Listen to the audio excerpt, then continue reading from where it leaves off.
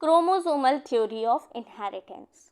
Mendel published his work on inheritance of characters 1865 में.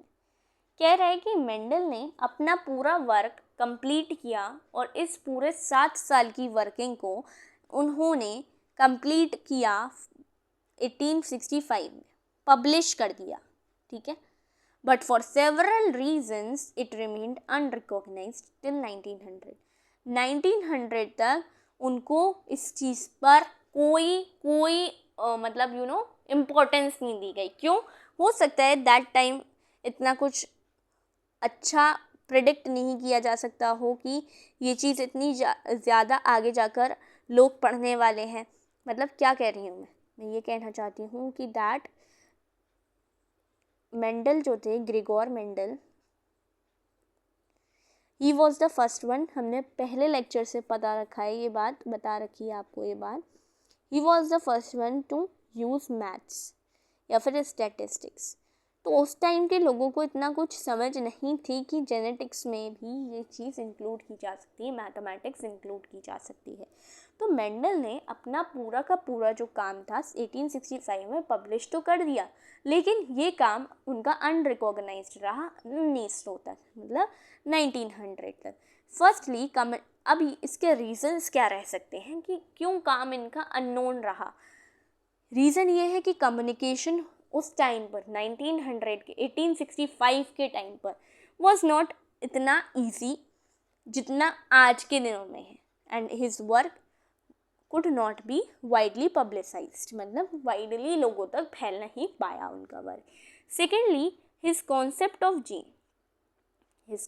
Of genes factors in Mendel's world as stable and discrete units that control the expression of traits or of pair of alleles did not blend with each other was not accepted by his contemporaries as an explanation apparently continuous variations seen in nature. लोगों के ज़रिए या फिर scientist और जो Mendel के अलावा scientist थे वो ये एक्सेप्ट नहीं करने को तैयार थे कि जो पर्टिकुलर ट्रेट कैरेक्टर है, ये जीन जो है, ये आगे जाकर के ब्लेंडिंग शो नहीं करेगा. लोग ये कह रहे थे कि वेरिएशन आ रहा है हर जनरेशन टू जनरेशन, इसका मतलब है कुछ ना कुछ ब्लेंडिंग चल रही है. लोगों का मानना ये था. Other scientist were not ready to accept कि ब्लेंडिंग नहीं हो रही है. Thirdly, Mendel का approach using mathematics to explain biological phenomena was totally new and unacceptable to many of the biologists of his time. Finally, though Mendel's work suggested that factors genes were discrete unit, he could not provide any physical proof for this existence. उन्होंने ये चीज़ analyse तो कर ली थी Mendel ने कि genes are discrete units, but इसका कोई उन्होंने प्रूफ नहीं दे पाया. 1900 में 3 साइंटिस्ट थे, de Vries, Correns and von Tschermak, independently rediscovered Mendel's result on inheritance of character. इन्होंने रीडिस्कवरी कर दी किसकी? 1900 में रीडिस्कवरी कर दी मेंडल के काम की. ठीक है, और ये भी तो देखो independently. Also by this time due to advancements in microscopy, आप 1900 की बात कर रहे हो, उस टाइम पे एडवांसमेंट आ गई थी, माइक्रोस्कोप्स आ गए थे, आप फिजिकल एक्सपेरिमेंट परफॉर्म कर सकते थे जिसकी वजह से आप फिजिकली प्रूफ्स दे सकते थे. बट 1800 के टाइम पे ये चीज़ पॉसिबल नहीं थी. तो ये साइंटिस्ट ने कुछ ना कुछ प्रूफ किया और मेंडल को सही साबित किया. कैसे? देखो, scientist were able to carefully observe cell division microscope की वजह से. इसकी वजह से डिस्कवरी हुई काफ़ी सारे स्ट्रक्चर्स की न्यूक्लियस के अंदर that appeared to double and divide just before each cell division. हर एक सेल डिवीजन के टाइम पर जस्ट बिफोर जो डबल हुआ करते थे फिर डिवाइड, डबल हुआ करते थे फिर डिवाइड, इनको बोला गया क्रोमोसोम्स. क्रोमोसोम्स क्या है? कलर्ड बॉडीज़ हैं as they were visualised by staining. जब स्टेन कर दोगे तो ऑब्वियसली वो कैसे होंगे? कलर्ड दिखाई देंगे क्रोमोसोम्स. जिस भी कलर से स्टेनिंग करोगे उसी कलर के दिखाई देंगे. 1902 में क्या होता है? Chromosome movement during meiosis had been worked out. अब आए Walter Sutton and Theodor Boveri. Noted that जो बिहेवियर है क्रोमोसोम का was parallel to the behavior of gene। अब उस टाइम पे लोगों को ये नहीं पता था कि जीन जो है क्रोमोसोम पर ही प्रेजेंट है। तो जो वॉल्टर सटन आए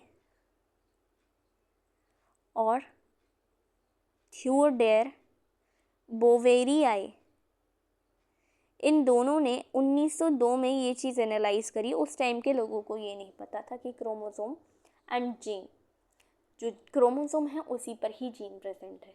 तो इन्होंने, थियोडोर बोवेरी ने एंड वॉल्टर सटन ने ये चीज़ बताई कि क्रोमोसोम का जो काम है और जीन जो है ये दोनों एक दूसरे के पैरेलल चलते हैं, इन दोनों का बिहेवियर एक दूसरे के पैरेलल चलता है। And used chromosome movement to explain Mendel के लॉ को एक्सप्लेन करने के लिए क्रोमोसोम का मूवमेंट इन्होंने समझाया।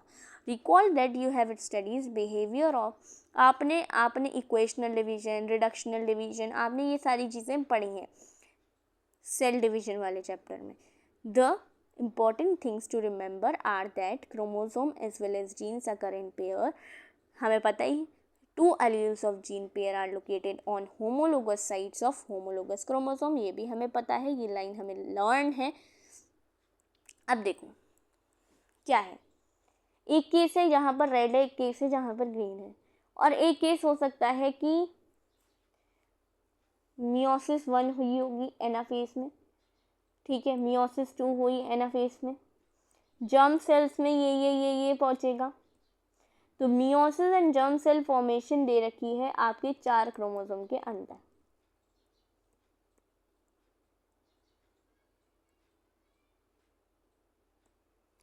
आप कंपैरिजन करोगे अगर क्रोमोसोम और जीन के बिहेवियर में, तो कंपैरिजन में ये दिखा दोनों ही पेयर में होते हैं। सेग्रीगेट जब गेमीट का फॉर्मेशन होगा, that only one of each is transmitted to a particular gamete. ये शुरू से बोलते आ रहे हैं हम कि एक गेमीट के अंदर एक ही जाएगा बिकॉज हैप्लॉइड है। ये सेग्रीगेट करते हैं गेमीट के फॉर्मेशन के टाइम पर, and only one of each pair is transmitted to gamete. दोनों ही सेम बात लिखी है। Independent pair segregate independently of each other, one segregate independently of the another pair, दोनों बात सेम है। और आप कोई ड्यूरिंग एनाफेज 1, आपने एनाफेज 1 ऑफ मियोसिस 1 देखा होगा, एनाफेज देखा होगा मियोसिस 1 का। आपने देखा 2 क्रोमोसोम थे पेयर में, can align at the metaphase plate, metaphasic plate पे अलाइन किए जा सकते हैं independently of each other. Understand this, compare the chromosomes of 4 different colour in left and right columns. आपको ये फिगर के बारे में बोलना है। In the left column, possibility 1 orange and green is segregating together, but in the right hand possibility ये है कि orange किसके साथ चला जाए, red के साथ चला जाए। पहला केस ये है मियोसिस 1 के टाइम पे ये ऑरेंज ग्रीन के साथ रहे, दूसरा केस ये है कि ऑरेंज रेड के साथ, इसकी फ्लिप, ये जो है ये 2 चीज़ें फ्लिप हो रही हैं, आप लोग देख सकते हो। तो दोनों ही केसेस इन लोगों ने दिखाए हैं। इसको कहा जाता है इंडिपेंडेंट असॉर्टमेंट। इंडिपेंडेंट है ये, एक दूसरे के इंडिपेंडेंट है, जस्ट फ्लिप ही तो हुआ है। फिगर अच्छे से एनालाइज करने पे आपको यही पता चल रहा है कि फ्लिप हो रही हैं चीज़ें, सिर्फ एक दूसरे से फ्लिप हो रहा है, ऊपर वाले सेम जगह पर ही है। सटन और Boveri argued that pairing and separation of a pair of chromosome would lead to the segregation of a pair of factors they carry। Sutton united the knowledge. अब सटन ने ही ये नॉलेज यूनाइट करी और Mendel के principal से compare किया और इसी को बोला chromosomal theory of inheritance. Following the synthesis of ideas, experimental verification of the chromosomal theory of inheritance by Thomas Hunt। Thomas Hunt ने क्या किया, मॉर्गन ने एक्सपेरिमेंटल एक्सप्लेनेशन दिया। कोई ऐसा नहीं आया था अभी तक जो अपनी ही थ्योरी, यानी कि सटन और बोवेरी ने अपनी ही थ्योरी का एक्सपेरिमेंटल पॉइंट ऑफ व्यू नहीं दिया, एक्सपेरिमेंट परफॉर्म करके दिखाया थॉमस हंट मॉर्गन ने।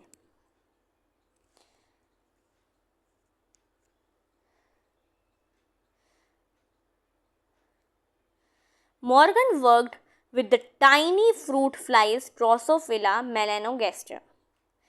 मतलब ड्रोसोफिला पर काम किसने किया? थॉमस हंट ने. फ्रूट फ्लाइज कॉमनली जिसको हम कहते हैं, which were found very suitable for such studies. They could be grown on simple synthetic medium in laboratory में ये ग्रो किए जा सकते हैं. They complete their life cycle within 2 weeks. बहुत important ये है स्टेटमेंट. 2 वीक्स में अपनी लाइफ साइकिल को कंप्लीट कर सकते हैं, इसलिए हम अच्छे से इसको स्टडी भी कर सकते हैं. 2 हफ्ते में, हर 2 हफ्ते में हम नया रिजल्ट ला करके रख सकते हैं. मतलब नया रिजल्ट नहीं, मतलब हम बार बार एनालाइज कर सकते हैं. तो also there was a clear differentiation of the male and female. अच्छा, ये चीज़ है कि सिंगल मेटिंग में ये लार्ज नंबर ऑफ प्रोजेनीज लाते हैं और ड्रोसोफिला को हम डिफ्रेंशिएट भी इजीली कर सकते हैं कौन सा मेल है कौन सा फीमेल है. मेल जो होता है जनरली स्मॉलर है और फीमेल जो है जनरली इसकी कैसी होती है? लार्ज. ठीक है, तो ये आइडेंटिफाई करने को पूछा जा सकता है. Also it has many type of heredity variations that can be seen with your low power microscope. और बहुत से इनके फिजिकली दिखने वाले वेरिएशंस होते हैं, बट इसको हम जनरली कैसे आइडेंटिफाई कर सकते हैं कि female is larger than male. ठीक है, विद दिस हमने ये टॉपिक भी कंप्लीट कर लिया है अपना क्रोमोसोमल थ्योरी. टिल देन, ठीक है, bye bye. Subscribe to my YouTube channel.